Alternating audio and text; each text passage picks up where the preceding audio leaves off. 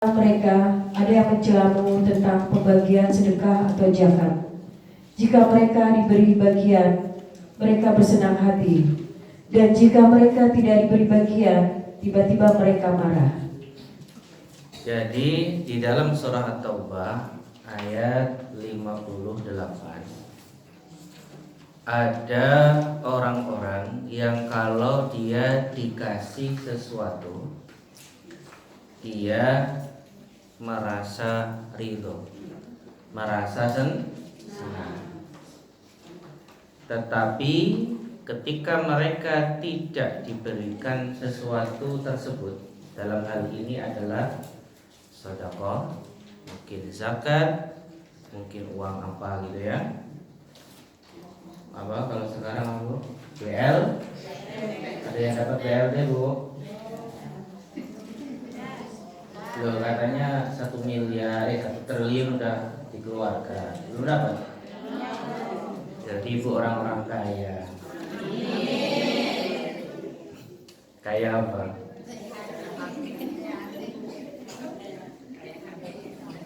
Yang penting tuh nggak kaya orang. Kalau kaya orang berarti tidak orang, kaya orang. Jadi ada orang-orang yang ketika dia dikasih sedekah, dia diberi, dia dikasih uang, dia dikasih BLT, dia dikasih zakat, itu dia senang. Tapi kalau dia tidak dikasih, dia marah. Siapa itu? Siapa? Ya. Kalau di sini mah enggak. Baik-baik. Kita ngomongin orang yang di sono aja ya. Tapi kalau yang di sini tersinggung ya alhamdulillah, berarti masih ada perasaan.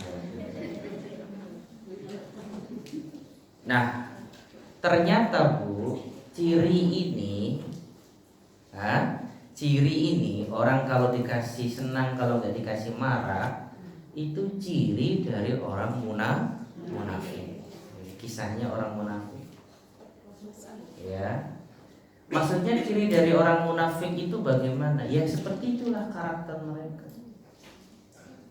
Sehingga kalau kita masukkan dalam al-iman bil qadri, iman terhadap takdir, ini ada orang-orang yang selalu tidak menerima ketika dia mengalami hal yang dia tidak suka.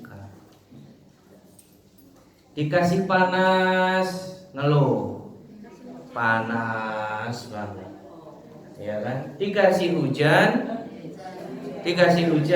ngeluh. Kenapa Pak? Kenapa Bu? Banjir, ya kan? Dikasih anak banyak, dikasih anak sepi, betul? Dikasih anak banyak,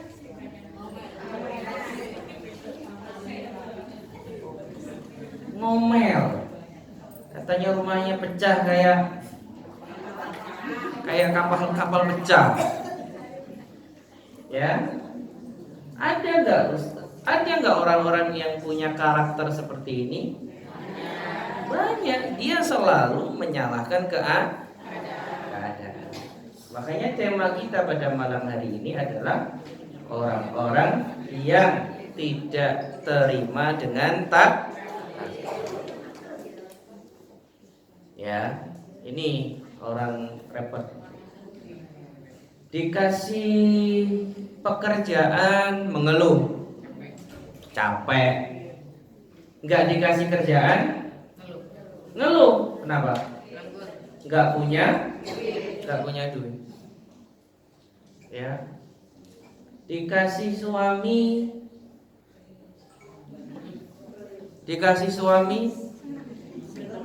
sebel. Ya. Kalau suaminya pergi, dicariin. Senang apa kalau suaminya pergi? Ya. Jadi saya pengen membuka pikiran ibu bahwa ada orang-orang yang selalu menyalahkan keadaan. Ini loh Bu, ini loh. Ya, makanya ini kan musimnya musim hujan kan. Banyak orang yang mengatain hujan, ada orang yang ngatain panas, ada yang bahkan tidak jarang orang menyalahkan Allah Subhanahu wa Ta'ala. Ya. Malam-malam duduk di depan rumah ngomong kayak gini. Dosaku ini apa? Udah kecil dulu susah. Jadi anak muda juga susah, tua susah.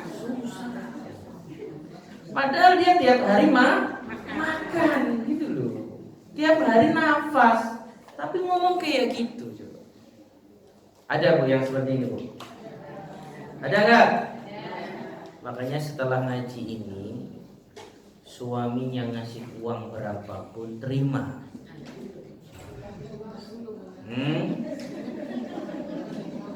Ya, dikasih uang 10 juta, alhamdulillah.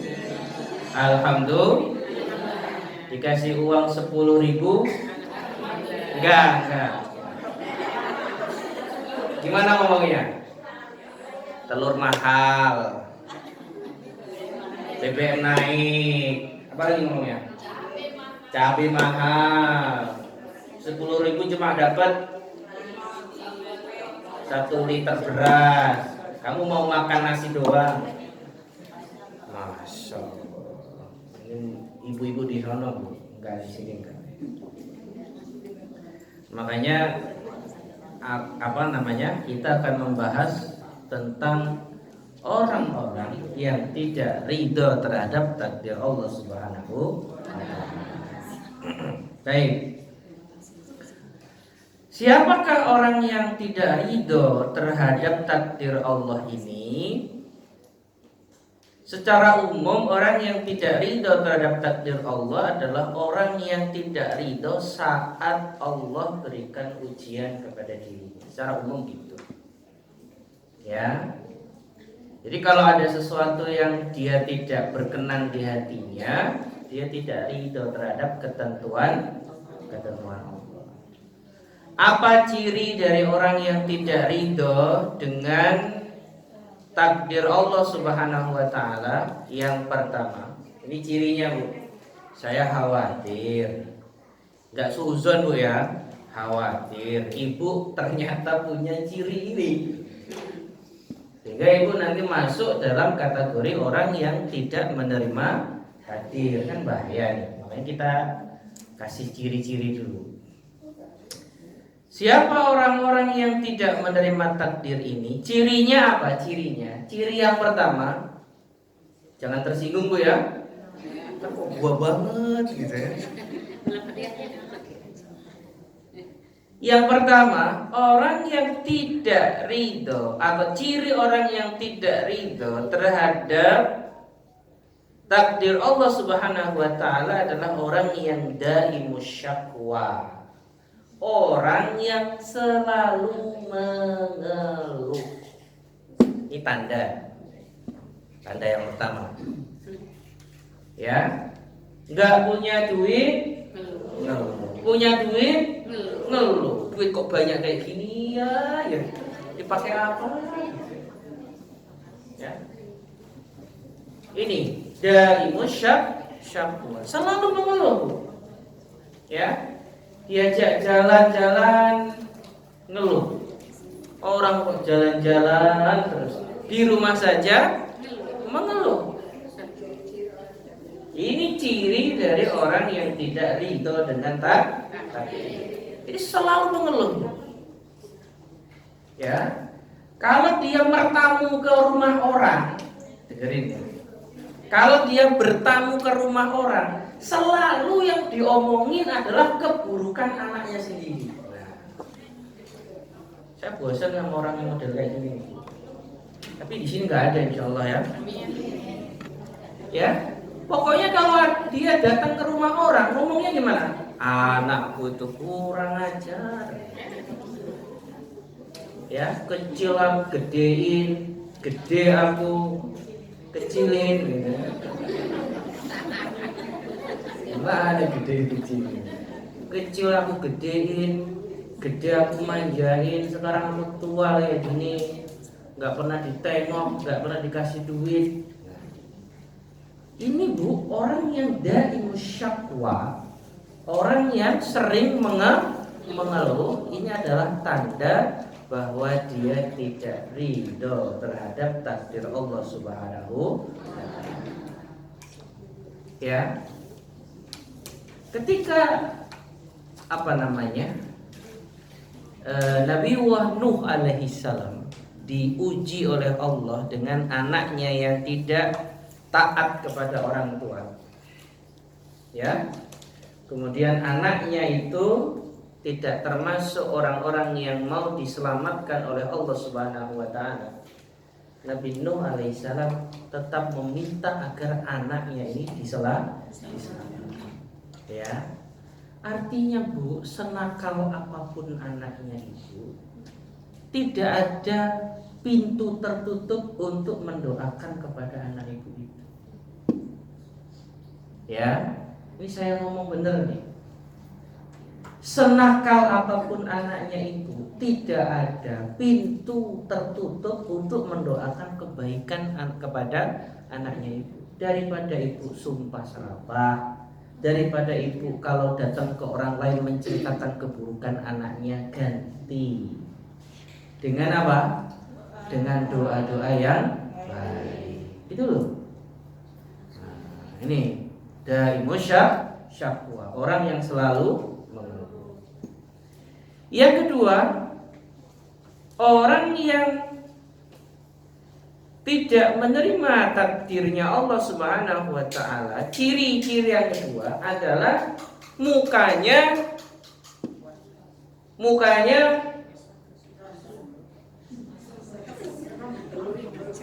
apa ya, mukanya apa bahasanya apa Bu yang enak itu Bu? Kusem. Kalau kusem tuh gara-gara nggak mandi tuh kusem.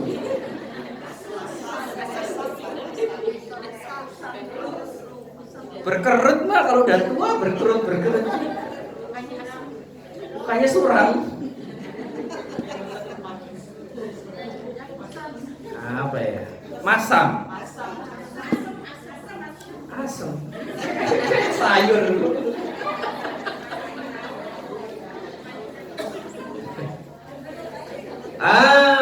Cemberut mulu. Nah, itu ya. Mukanya itu cemberut mulu.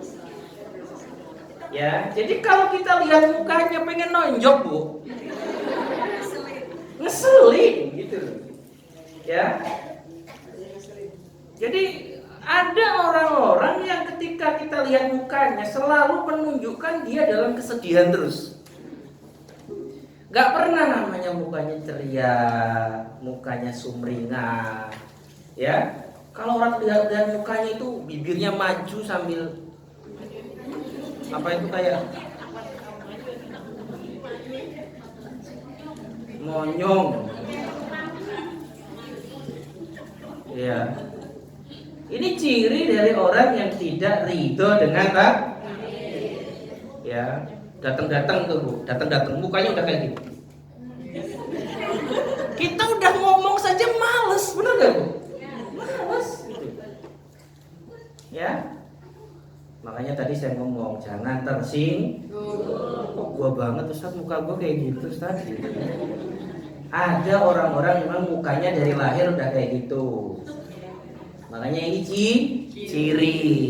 Ya nggak selalu, tapi cirinya biasanya seperti itu. Ya. Jadi kenapa seperti itu? Kenapa kok wajah yang menjadi menjadi gambaran? Karena wajah itu adalah cerminan hati. Ya.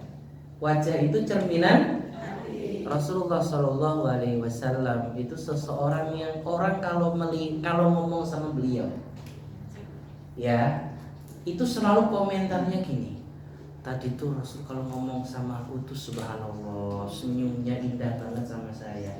Seolah-olah dia itu merasa orang yang satu-satunya disenyumin Rasul seperti itu. Padahal Rasul kalau ngomong sama semua sahabat mukanya seperti itu. Saking apa ya bahasa ya? Saking sumringah. Ya, jadi makanya mukanya jangan ditekuk-tekuk kayak gitu. Kasihan. Ada penelitian orang kalau pengen awet muda harus, sebenarnya bukan banyak senyum istilahnya, harus senam wajah.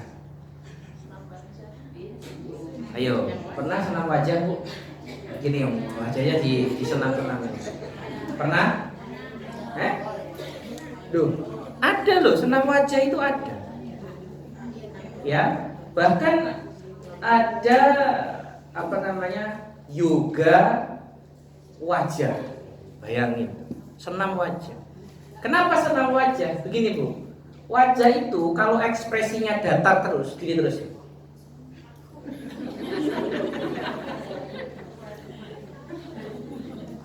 Sehari ekspresinya kayak gitu terus, itu sama kayak badan itu nggak gerakin gini. Gimana jadinya Bu? Kaku.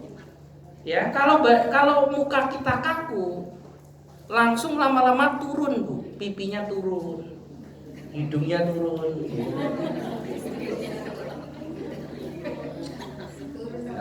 Ya.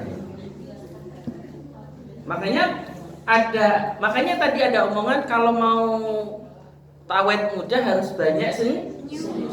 Senyum itu adalah apa namanya gerakan yang ada di wajah yang menjadikan gerakan itu menjadikan wajah kita terlihat muda. Makanya di sini siapa yang paling suka senyum di sini? Bu siapa? Dikit-dikit senyum. Ada nggak yang ngomongnya senyum terus, ngomong aja ketawa sambil ketawa.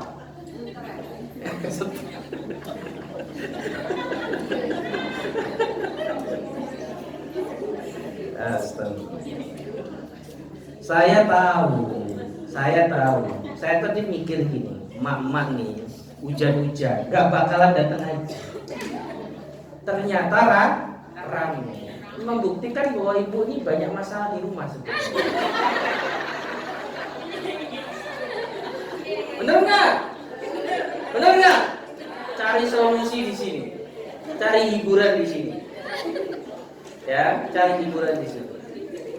Ya, mukanya kalau di rumah nggak bisa senyum. Ngaji aja lah, ketemu Ustaz Abdul Khair ntar senyum-senyum gitu. Makanya saya di sini tuh ngaji itu kalau saya seriusin takut ibu malah pulang-pulang stres, darah tinggi mati di jalan. Saya takut saya. Makanya sudah ngaji itu ilmiah, penuh dengan ilmu, tapi penyampaiannya yang santai. Gak usah ngegas. Emang ibu nggak pikir saya nggak bisa ngegas? Bisa. Subhanallah. Bisa saya. Ibu pikir saya nggak bisa kayak gitu? Bisa. Nggak mau saya. Tadi ibu pulang-pulang. Asmanya kamu.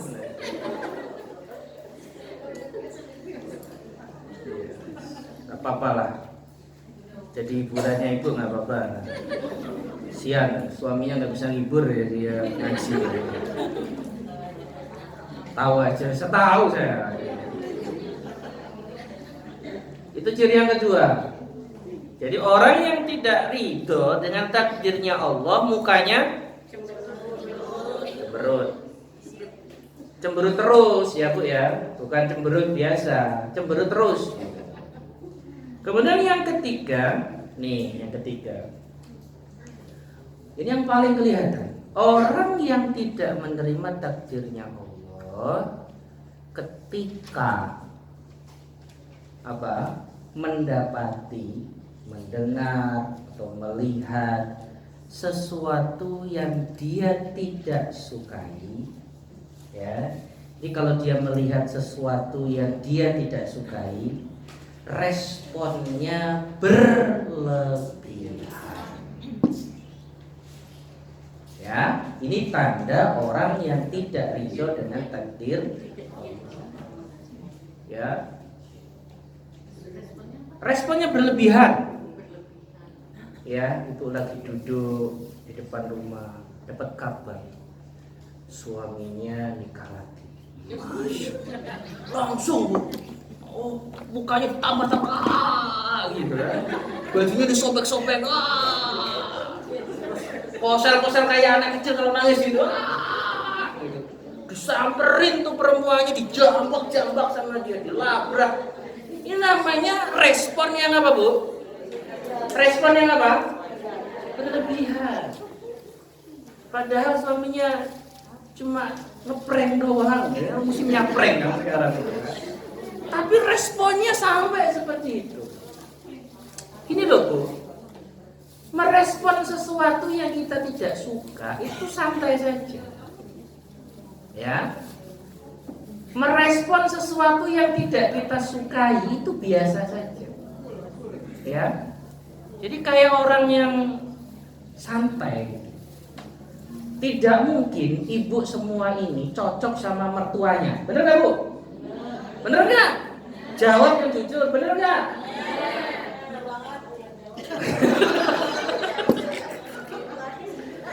Tapi ketidakcocokan itu jangan menjadikan kita mempunyai respon berlebihan. Biasa saja, orang gak cocok itu biasa saja. Ya, datang mertuanya gara-gara gak cocok, gak dikasih minum, Bu. Ya seret, dia cepat mati. Biasa saja, kalau nggak cocok itu biasa saja. Ya, ibu nggak suka nih sama saya ngomongnya itu. Biasa saja kalau nggak suka. Nggak usah sampai WA, Bu Rina, tolong Ustaz Abuha diganti saja. Biasa saja, biasa saja. Saya kemarin di WhatsApp sama ketua masjid, ada yang protes, Ustaz. Kenapa? Ustadz nyuruh suaminya pada poligami. Loh, siapa yang nyuruh? Ternyata ngaji bapak-bapak ada ibu-ibu 2 nguping di belakang, Ustaz. Wah, kacau nih saya bilang. Padahal kita lagi bercanda seperti ini dianggap serius. Saya ngomong suamiku gak bisa membahagiakan ibu, terus ibu cerita. Kata Ustadz kamu gak bisa membahagiakan aku. Siapa yang ngomong? Itu bercanda. Repot nih, mama ini diajak bercanda nggak bisa. Makanya tanda orang yang tidak tidak menerima takdirnya Allah Subhanahu Wa Taala itu mereka adalah orang-orang yang ketika tidak suka, ketika mereka tidak ridho, tidak senang dengan satu keadaan, itu responnya berlebihan. Ya. Makanya saya mengatakan kita tidak bisa cocok dengan semua orang. Bahkan kita sama orang tua kita sendiri saja terkadang nggak cocok. Ya. Tapi ketidakcocokan itu jangan mempunyai respon yang berlebihan. Ya. Biasa saja. Sehingga apa? Kita tetap bisa tersenyum walaupun kita bertemu dengan orang yang mungkin kita tidak suka. Ya, kita masih bisa memberi mereka sesuatu walaupun kita tidak cocok dengan mereka. Kita masih bisa duduk bareng bersama walaupun kita tidak sepemikiran dengan mereka. Ya, karena ketika kita meyakini bahwa semua makhluknya Allah, semua manusia itu diciptakan berbeda. Karena boleh jadi rambut sama, ada yang putih-putih kan? Belum. Boleh jadi rambut sama hitamnya, tapi isi kepala kita berbeda. Jadi biasa saja dengan ketidakcocokan tersebut. Ya, makanya ada seorang hakim yang begitu bijaksana. Ya, Ada seorang hakim yang begitu bijaksana. Dia mendapati suatu masalah, Bu. Ada di pengadilan dia, ada orang yang dulu sangat dia benci. Ya. Jadi hakim ini yang jadi hakim, ternyata yang dilaporkan di majelisnya dia adalah orang yang sangat dia benci. Kalau ibu gimana? Kesempatan, ya, untuk balas dendam, gitu ya. Tapi si hakim ini mengatakan, budi alaika, kemarahanku terhadap dirimu, ya, la yamnauni, tidak mencegahku, an adilin alaika, untuk berbuat adil kepada dirimu. Ya, ini ciri dari orang yang ridho dengan takdirnya Allah Subhanahu. Ini 3 hal apa tadi? Ciri dari orang yang tidak ridho dengan takdir. Nah, pertanyaannya, ibu punya nggak 3 ciri ini, Bu? Bu, punya nggak 3 ciri ini? Suka ngeluh nggak, Bu? Udah suka ngeluh, mukanya cemberut, responnya berlebihan. Istighfar ya, istighfar. Ini hati-hati dengan 3 ciri ini. Ya. Makanya kalau mukanya lagi cemberut, ingat kata-kata saya. Ya, jadi cemberut itu tanda tidak ridho terhadap takdir. Ya, udah disenyumin saja, biasa saja. Itu 3 hal tentang ciri dari orang yang tidak ridho dengan takdir Allah. Yang kedua adalah tentang macam-macam tingkatan ketidakridhoan orang. Jadi orang yang tidak ridho terhadap takdir Allah itu bertingkat-tingkat. Ya, itu bertingkat-tingkat. Tingkatan orang yang tidak ridho terhadap takdir Allah. Yang pertama, tingkat yang pertama adalah at-tasakhutu biqalbika bi an yudiqa sadruka wa ta'taqidu anna Allah zalamaka bima qaddara lak. Paham enggak, Bu? Paham enggak? Kalau paham saya pulang saja. Ini kitab bagus nih. Namanya kitabnya Al-Hillu lil al-Mafatih az-Zabihah bi kulli mushkilatin wa qadiyah. Ini yang ngarang Dr. Aid Al-Qarni. Pernah dengar? Ya, ini kitab saya beli waktu umroh. Waktu saya di Madinah saya beli kitab ini. Ya. Ini kitab luar biasa, menjelaskan masalah dan juga memberikan solusinya. Ya, makanya kalau ibu pengen kitab aslinya coba cari. Karena nggak ngerti ada terjemahnya apa enggak. Ya. Kitab namanya adalah Al-Hillu Al-Mafatih Az-Zahabiyah li kulli mushkilatin wa qadiyah. Solusi dan kunci setiap permasalahan manusia. Baik. Tingkatan yang pertama adalah tingkatan orang yang tidak ridho kepada takdir Allah. Adalah tidak ridho atau at-tasakhut dalam bahasa Arabnya. Jadi tidak ridho dengan takdir Allah itu namanya adalah at-tasakhut.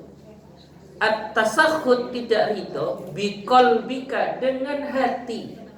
Nah, gimana orang yang tidak ridho dengan hatinya? Bi an yudiqa sadruka, dadamu itu terasa sesak. Ya, gimana Ustaz? Dada yang sesak itu gimana? Dada yang sesak itu dikit-dikit marah, dikit-dikit ngomel, dikit-dikit teriak. Ya, dadanya sesak. Kenapa dadanya sesak? Wa ta'taqidu annallaha zalamaka, karena dia merasa bahwa Allah telah menzolimi diri. Ya. Jadi perasaan dia itu negatif mulu sama Allah. Ya. Hujan, ya Allah, udah tahu aku mau berangkat kerja malah dikasih hujan. Gak pengen dia jadi orang kaya apa ya Allahnya? Ya, selalu yang disalahkan adalah Allah gitu. Ya, udah menikah bertahun-tahun, dapat suami yang sabar, yang ikhlas, ngomel aja Mas. Ya, Allah ini nggak sayang apa ya sama saya ya? Dapat suami nggak punya duit kayak gitu. Ini berarti yang disalahin selalu siapa? Selalu Allah. Dia merasa bahwa Allah ini menzalimi dirinya. Ya, bahkan ada orang yang ngomong seperti ini, Bu. Ya, ya Allah, apa dosaku, apa kesalahanku, kok sampai kamu kasih aku ujian anak yang model seperti itu. Nah ini, ya, rintihan-rintihan seperti itu, omongan-omongan seperti itu yang menyudutkan takdir Allah Subhanahu wa taala, itu tingkatan pertama orang yang tidak ridho dengan takdir Allah. Ini tingkatan pertama. Jadi tidak ridho atau at-tasakhut bil qalbi, dengan hati. Yang kedua adalah at-tasakhut bil lisan. Nah, orang yang tidak ridho takdirnya dengan lisannya. Gimana kalau orang yang tidak ridho dengan lisannya? Tetangganya beli mobil baru. Gimana, Bu? Dengan lisan tasakhutnya, gimana ngomongnya? Semoga nabrak tuh mobil. Ini namanya tasakhut bil lisan. Banyak orang tasakhut bil lisan. Ya, lihat temennya sukses, naik pangkat, naik jabatan, apa kata dia? Sombong amat, ya. Sombong amat baru naik jabatan kayak gitu aja kok, sombong amat. Ntar kalau udah mentok juga minta bantuan sama saya. Ini namanya tasakhut bil lisan. Nah, saya banyak melihat orang yang tasakhut bil lisan. Saat apa? Saat ibu-ibu pagi-pagi dikasih duit suaminya sedikit, biasanya akan tasakhut bil lisan. Uang 10.000 loh, dapat apa? Nah, ini kan berarti tasakhut bil lisan. Kita ganti, uang 10.000 ini kurang, kan lebih enak toh daripada menghina uang 10.000. Emang 1 juta gak ada 10.000 jadi 1 juta. Jadinya berapa? Bingung kan itu kan? Artinya apa, Bu? At-tasakhut bil lisan, tidak ridho kemudian wujud dalam bentuk omongan, itu sesuatu yang bahaya. Kata Rasulullah SAW, la tad'u ala amwalikum wala auladikum. Janganlah